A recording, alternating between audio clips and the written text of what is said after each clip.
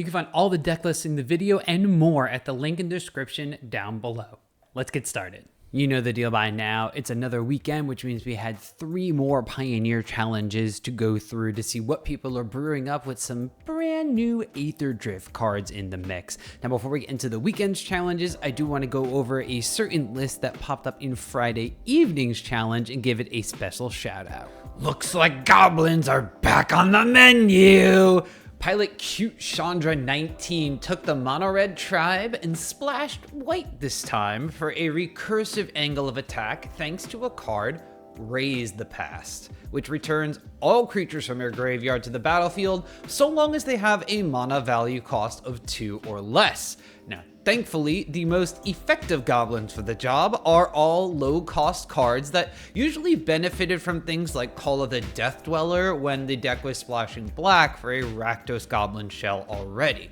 Now, the list has a normal fare of aggressive goblins at 1 mana, with Foundry Street Denizen being the classic go-to as a small yet formidable gobbo that grows for every other one we've cast that turn. Skirk Prospector gives us the sack outlet to provide mana to dump into all of our activated abilities, while also allowing us to sort of fling a larger copy of Cacophony Scamp from this deck, even before it deals combat damage. Now, Grease Wrench Goblin is a new addition to the deck from Aether Drift that gives us sort of a second Fable of the Mirror Breaker draw discard effect on the Chapter 2, which then complements the 4 copies of the actual saga that this deck is also running. Now, going up the curve by 1 gives us access to Battlecry Goblin, a mana dump that does exactly as its name entails, giving all of our goblins +1/+0 for just 2 mana, while bolstering the board a bit with tokens if we have enough power when we're attacking.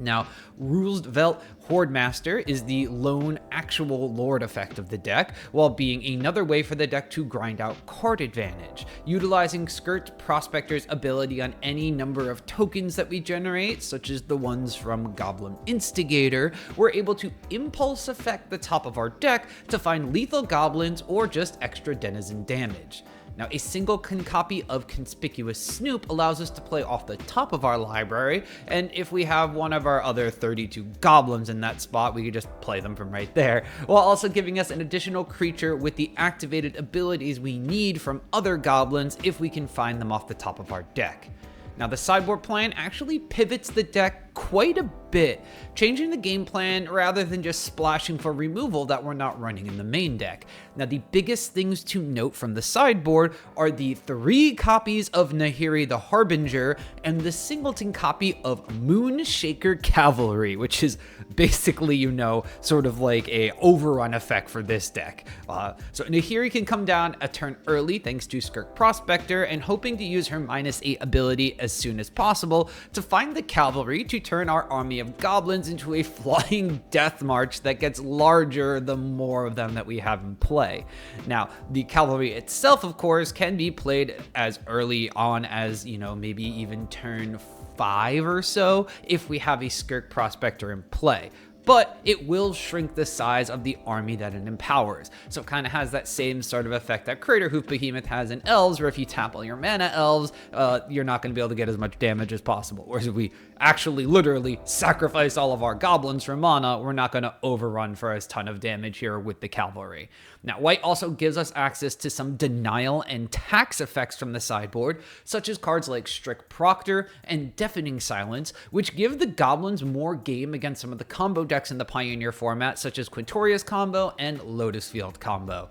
Let's go! Now, heading into what happened over the weekend, Saturday afternoon's challenge had 47 players sign up and saw Azorius Control winning the entire challenge, while Rakdos Demons wound up taking both the 2nd and 5th through 8th place slots there, with 3 total decks in the top 8. Another Boros equipment list, which will be a little bit different from the one we saw last week, wound up taking 3rd, 4th place, while Demir Bounce filled up the other slot of the 3rd, 4th place. And then a little bit lower down the list, we saw a couple of different decks in the top 8 here. A Boros Burn deck utilizing the Wizards package quite effectively for Wizard Lightning at 1 mana, as well as a Domain Zur list not using the enchantments package altogether, rounding out the full top 8. Now, it feels like it's been a hot minute since we've seen Azorius Control winning a challenge or just in general talking about it in the top echelons of the Pioneer metagame. Now, unfortunately, the lists still don't have a ton of new things in them, but the configuration of interaction is basically the biggest change that we're going to see. And looking at the list, it targets different aspects of decks or just targets different popular decks with the right amount of cards in these configurations in order to wind up doing well. So basically, the Azorius Control pilots kind of have to be on top of what they expect to play against and configure their deck to be better suited to play against those things. Like pilot Nubrala, who decided that for this iteration of the Pioneer metagame, they're going to pack a lot of different cards just to have their bases covered, with the only 4 of removal spell in the deck being 4 copies of March of Otherworldly Light, which can potentially cost as low as just 1 mana to remove problematic permanents, and is very good at removing tokens when you don't have black in your deck for Fatal Push. Now, 8 total counter spells were also in the deck, distributed between a singleton copy of Censor, which could be cycled in a pinch if it got outcast or outcosted because it only taxes by 1 mana, as well as a singleton copy of Dovin's Veto to deal with non-creature spells like the Unholy Annex and Fable the Mirror Breakers that are coming out of the Rakdos Demons decks. Now, 2 copies of 3 Steps Ahead, 2 copies of 3 steps ahead, just to keep the numbers in check. We're there to give some modal advantages in the later stages of the game that some of the taxing counter spells could not offer, while also being able to be a mana sink in order to copy a token or draw some extra cards later on in the game. And of course, there were the 1/4 of counter spell of choice, which was the 4 copies of No More Lies, which do get weaker later on due to being sort of a taxing counter spell, making it cost 3 more over a hard counter spell like 3 Steps Ahead can be for 1 additional mana. But crucially, No More Lies can exile things that are countered this way, which means that if you use it early on against something like Arclight Phoenix's deck is going to want to utilize in order to delve spells away later, this is going to be way more beneficial than just hard countering it and then still delving it away for a treasure cruise, or for some of the decks that may wind up having small reanimation packages or just utilizing their graveyard effectively. Now, of course, even though there are a bunch of board wipes in this deck still, they are varied amongst a bunch of different ones, with 2 copies of Supreme Verdict and 2 copies of Sunfall, with yet another one in a 1 copy of Farewell to just be a top of the curve exile all things type of effect, which is never really a dead card to have in a matchup, but may just wind up being overcosted if you're not able to use multiple forms of the modes there. Temporary Lockdown is also in this list, and it had a split between 3 copies in the main deck and 1 copy in the sideboard to deal with things that are low on the mana curve. So altogether, we wound up having 8 total board wipes in this deck as well. Now, you may be thinking oh, is this a Yorion list? No, it's actually a Kahira list, which means that we did have to kind of change some of the copies of other cards in our deck in order to accommodate for all these different types of interaction and board wipe type spells. So while the ways to win in the deck haven't changed, they have gone down in a couple of copies, with only 3 copies of the Wandering Emperor and 2 copies of Teferi Hero of Dominaria, which also makes room for a couple of copies of Narset Parter Avails, which is a great way to hate on both of the enchantments from the Rakdos Demons deck, not allowing them to get the extra card draw triggers. The sideboard from the Azorius deck maxes out on additional copies of main deck cards, like some of the counter spells and removal spells in the package, but it also has 4 copies of Knockout Blow to shore up some of those aggressive matchups by just making it cost a little bit less if it's targeting the correct type of color creature, and can of course let us gain 2 life in order to prolong the way that some of those direct damage or aggressive decks need to deal with us, which is through combat. Now, a different version of the Boros equipment deck hit the top 4 as well, still utilizing that explosive synergy between Fervent Champion and the Leyline Axe to sneak in extremely quick kills, but this one played way more equipment, and it also wound up playing 4 copies of Legion Extruder to take advantage of some of the less effective equipment and turn them into creatures to hold the more effective ones later on in the game. I mean, it also is a 2 damage direct damage spell, so there is that. So having an artifact that works with the synergies in the deck that is also direct damage or removal in a pinch is pretty solid.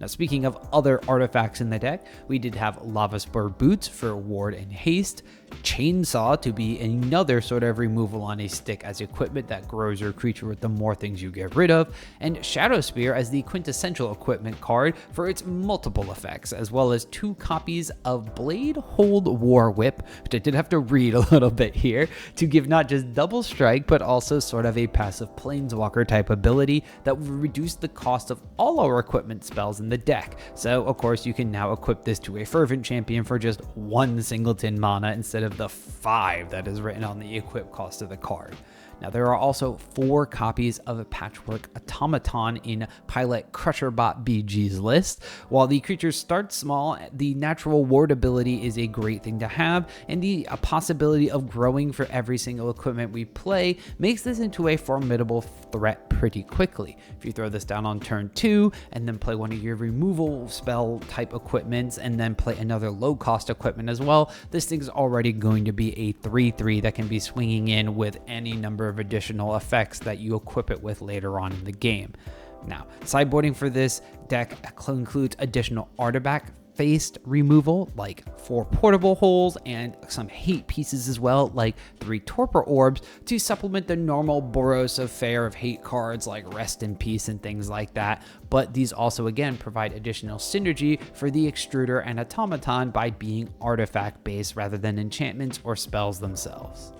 Now, Domain Zur also popped up in this top 8, sporting a list that was not utilizing Enigmatic Incarnation at all, and instead was just purely up the beanstalk and ban overlords in the deck. Now, Zur, Eternal Schemer, and a Forgotten Theros Beyond Death common Flicker of Fate allowed you to make the overlords into creatures ahead of their impending counters being removed. So, 2 ways to wind up cheating those overlords into play a little bit ahead of schedule there. The deck leaned heavily into removal outside of this synergistic package of cards, and since this list is not using Yorion to get a few extra cards in the list, it needed to be able to kind of play more of just a removal spell package in addition to the fair, unfair Zur game plan, so that when you wind up hitting things off of Up the Beanstalk, they're impactful to the board state rather than trying to like ramp you into something or be additional threats like you see in the Enigmatic Incarnation decks. Now, sideboard cards like High Noon look to take even more advantage of the powerful ETB effects on the overlords,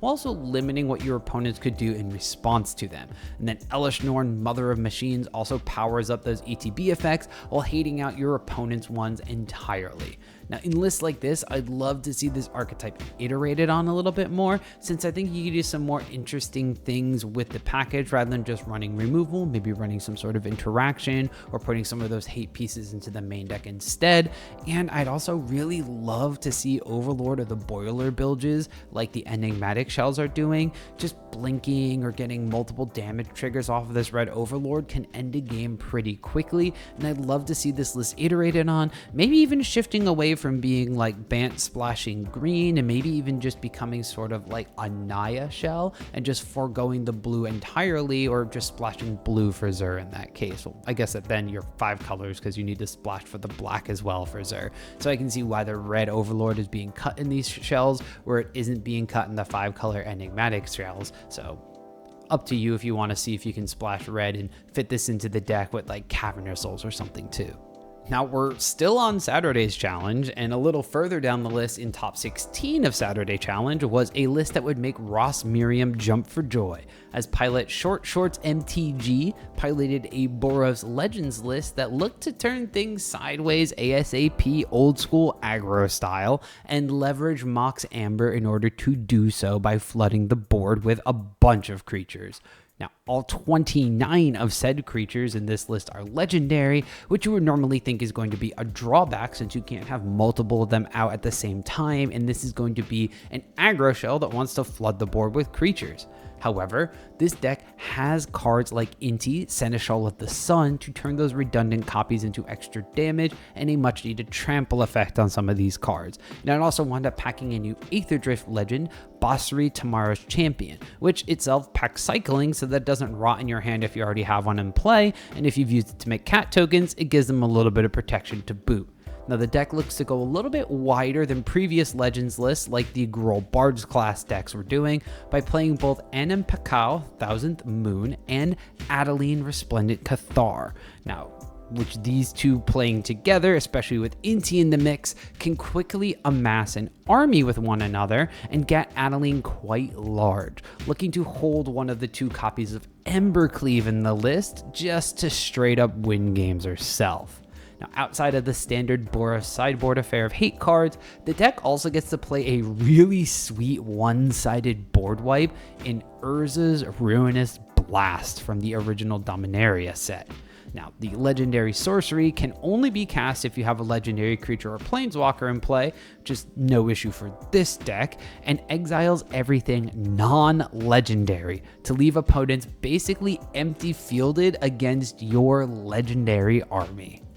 Well, we had a lot to talk about from Saturday's challenge, which is good because Sunday morning's challenge was a pretty stacked top of the metagame affair, especially when it comes to the top 8. Now, the 42 players went into the event with Is It Phoenix taking first place and the Domain Zur list, different pilot this time around, but very similar list, taking second place. And as you can see, there was a lot of redundancy throughout the rest of Sunday morning's top 8, with Dimir Bounce decks taking both third and fourth place, Rakdos Demons and Prowess taking 3 of the top 8 spots, while Gruul Prowess took the remaining 5th through 8th place slot overall. Now, I think this is kind of how everybody on Reddit thinks things go every single Pioneer event that gets played, but it's not all the same like this. This is just, basically a metagame tier list of decks throughout the top 8. But we did see some other lists floating around that we actually saw on Saturday as well, with the same Azorius Control deck and pilot that won Saturday, making a top 16 appearance in Sunday morning's event,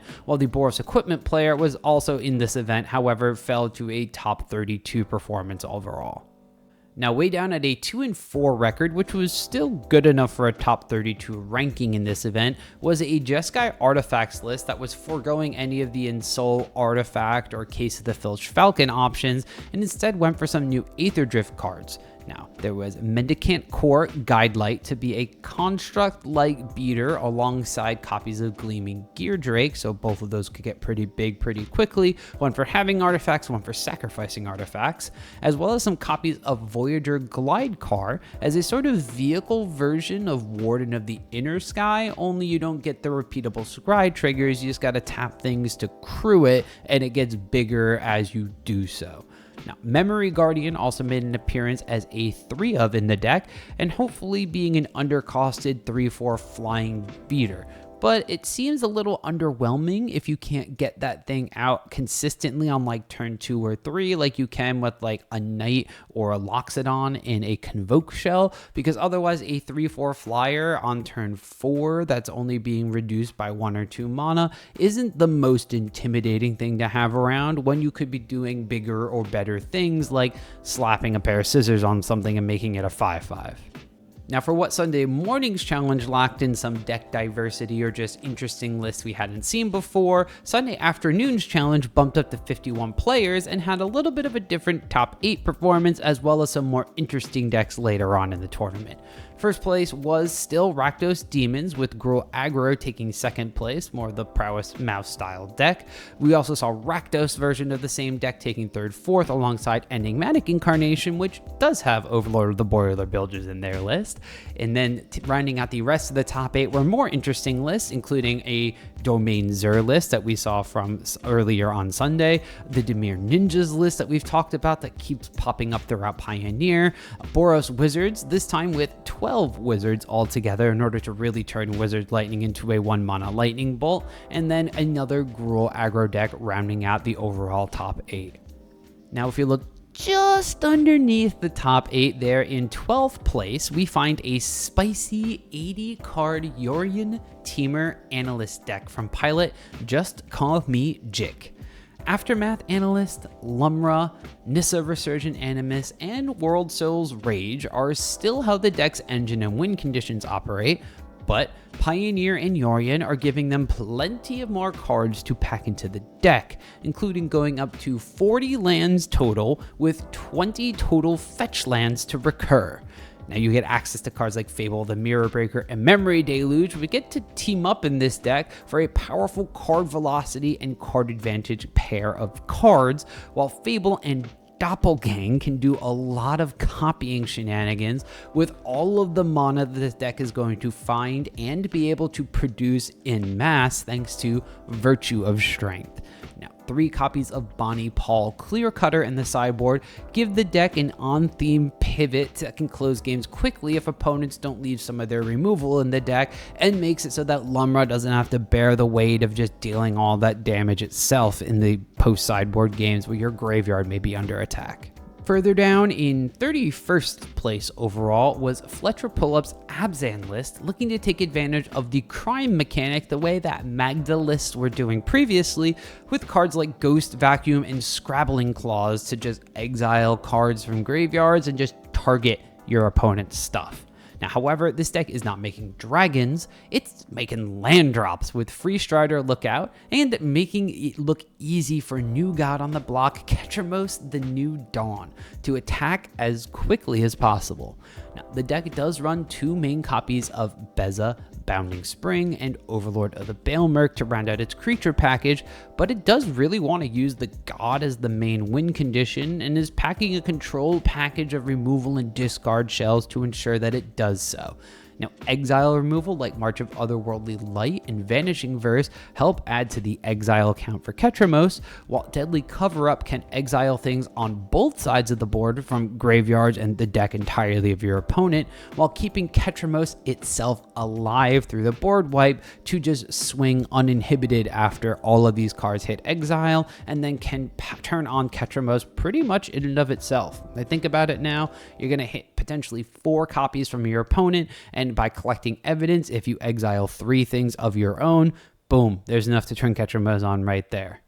So that's what Pioneer wound up looking like this weekend. Has anything caught your eyes as something to try? And are there more or less Aether Drift cards floating around in lists than you thought there would be this weekend? Hit me up with your answers to these questions and ask your own down in the comments below. And of course, if you've liked this video, make sure to hit that thumbs up button to showcase that you have enjoyed watching it. I just want to take a moment to shout out the members to my channel who, with their support, have made this video as well as all of the videos on my channel possible. Now, if you got 99 cents or more to spare, you too can obtain such perks like early access to content, personal deck techs, and Discord access for a direct line to me to ask any questions about the game that you have. You can click join down below or on my main channels to show your devotion. And as always, you can just tap that subscribe button to stay up to date on the latest deck techs, metagame analysis, and just in general, Magic the Gathering content and gameplay from me.